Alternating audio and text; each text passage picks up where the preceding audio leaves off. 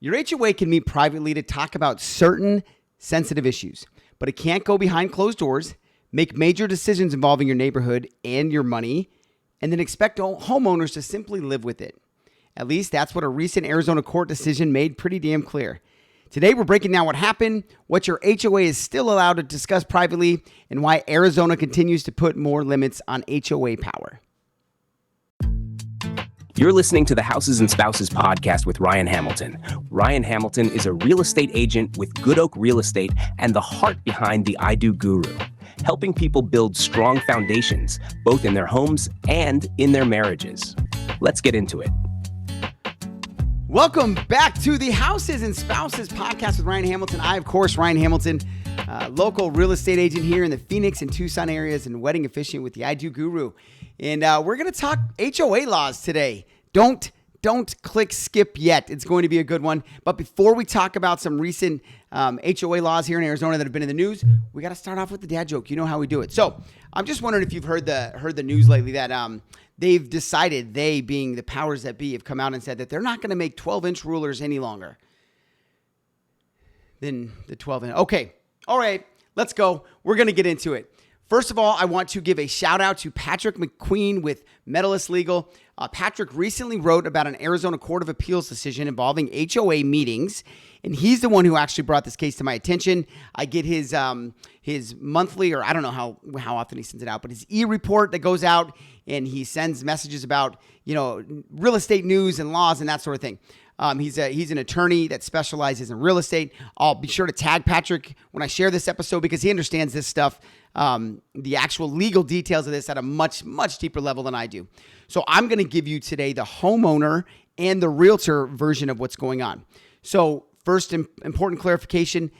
This technically isn't a brand new law passed by the Arizona legislature. It's an April 2026 published decision from the Arizona Court of Appeals that interprets Arizona's existing HOA open meeting laws. Okay, so the case is called AZNH Revocable Trust versus Sunland Springs Village Homeowners Association. The decision has been taken to the Arizona Supreme Court for possible review. So as of the time of recording this, the process is still pending, which means the final legal chapter may not have been written quite yet, but we will see. And one other adult type disclaimer. I'm a real estate agent. I am not an attorney. This episode is general information, not legal advice. And if you're currently involved in a dispute with your HOA, like I know some of you are out there, talk to an Arizona attorney who handles HOA law.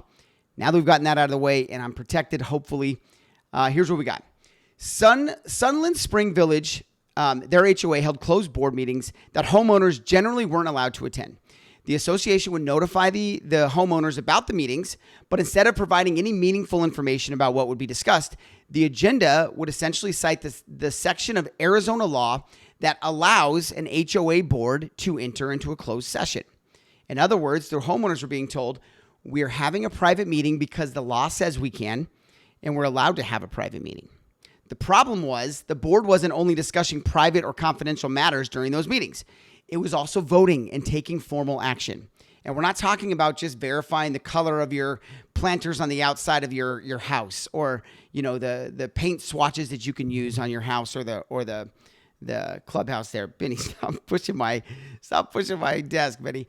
According to the court's decision, the actions taken during closed meetings, including the following. Roughly a $917,000 budget item was approved. There was a part that gave the community manager up to $7,000 in spending authority. They were addressing age restriction waivers, and they were actually authorizing foreclosures against 2 homeowners in the community. Those are significant decisions, obviously, especially that foreclosure part. If an HOA is considering an action that can result in someone losing their home, we talked about it privately, probably shouldn't be the only explanation that homeowners receive. The Arizona Court of Appeals essentially drew a line between private discussion and formal action. An HOA board may still enter a closed session for certain protected or confidential matters. Those are going to include attorney-client conversations, pending or potential litigation, personal health or financial information involving a homeowner or employee, or a homeowner's appeal of a violation or penalty, unless that homeowner asks for that appeal to actually be handled publicly, okay? Those conversations may legitimately need to happen privately behind closed doors with the board. But the court said that the board generally cannot use the privacy expectation or exception to also take the final vote or formal action behind closed doors, okay? The discussion may be private about these issues, but the decision generally needs to be made in the open, and people need to know what the votes are going and which way they're going and all that kind of stuff. The court also addressed what needs to appear on an HOA meeting agenda. Arizona law says that the notice and agenda should contain enough information to reasonably inform homeowners about the matters that are going to be discussed or decided upon during that closed meeting or any meeting specifically. Simply listing a statute number or using a vague phrase like legal matters may not be enough to inform homeowners what's going on during these closed doors meeting. So the point of an agenda isn't just to satisfy a technical requirement that, yeah, we have an agenda. We're not saying shit to you about what's on the meeting agenda, but here is the agenda saying that. And this decision fits into a larger trend that we're seeing in Arizona. Over the past several years, the state has repeatedly placed new limits on what HOAs can control and on how they can operate. Arizona has passed protections involving things like political signs, certain flags that can be up, and even artificial grass, okay? Then, in 2024, lawmakers in Arizona passed House Bill 2662, which strengthened the agenda requirements for HOA meetings, board meetings. For most board meetings held after the developer has turned over control to the homeowners, so new developments, when the builders and developers are handling all that stuff, they turn over control. The notice and agenda must be provided at least 48 hours in advance of the meeting. That law established that homeowners should receive an actual agenda before the meeting takes place. This could be an open or a closed meeting.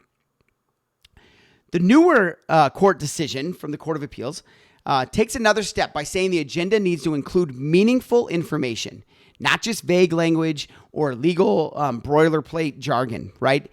The overall message from Arizona has been pretty clear, and it's pretty consistent. If homeowners are paying their assessments, following the rules, and living within the board's decisions, they deserve to know what the hell is going on in these meetings. That doesn't mean HOA or every HOA is bad. A well-run HOA can protect property values, maintain shared areas, and keep a community from turning into a collection of broken down cars, bright neon purple houses, and crazy skeletons that somehow become, permanent fixtures after Halloween is over. But an HOA board still has power over people's homes, money, and essentially their daily lives. That power needs accountability. So if you live in an HOA community, like we do here in Chandler, first, 3 things for you, 3 practical takeaways. Number 1, read the meeting agenda. You may normally delete HOA emails or throw away those mailers that come, but it's very much worth seeing what the board plans to discuss during those meetings, whether they're an open or a closed board meeting. Second, if the board enters a closed meeting, you can ask where and when any final decision based on the discussion during that meeting will take place. And third, if something doesn't add up, request the available meeting minutes or association records and try to get clarification for yourself. You don't have to assume that something shady is happening all the time, and my guess would be that most of the time it's not. Most of these HOAs are managed by our neighbors, right? People living right here in the community. But you are allowed to ask questions. It's your community. It's your house. It's your money, okay? So that's it for today. So I want you to process this. Quick shout out and thank you to Patrick McQueen with Medalist Legal for bringing this case to my attention. If you're dealing with a legitimate HOA dispute, make sure you speak with a qualified Arizona attorney and get advice based on your specific situation, not some random podcast that this really awesome real estate agent's putting out. So if you found this episode helpful, please follow, subscribe. Houses and Spouses, we're on YouTube, we're on Spotify, we're on Apple Podcasts. Leave a review, share the episode with someone who lives in Arizona, with someone who lives within an HOA here. Let us know. We'd love to have that conversation, and we'd love to have you as part of this conversation as we go forward with this podcast. And as always, if you know of someone who is thinking about buying or selling or investing in real estate anywhere in the greater Phoenix and greater Tucson areas, or actually anywhere across the country, we've got connections everywhere, send them our way. If they're local, my team and I would love to have the opportunity to help them. If they're outside Arizona, the GHRE network can connect them with a great agent wherever they're headed nationwide. Your referrals mean a lot to us, and I promise we'll take care of anyone that you send our way. So until next time, take care of your houses, take care of your spouses, and remember, your HOA may be allowed to close the door for their meetings. That doesn't mean that they get to keep the homeowners and the community members in the dark. All right, see you next time. This has been the Houses and Spouses podcast with Ryan Hamilton. Thanks for tuning in. Don't forget to subscribe and share this episode with someone who needs it. For real estate help or a wedding ceremony crafted with care, connect with Ryan online. See you next week.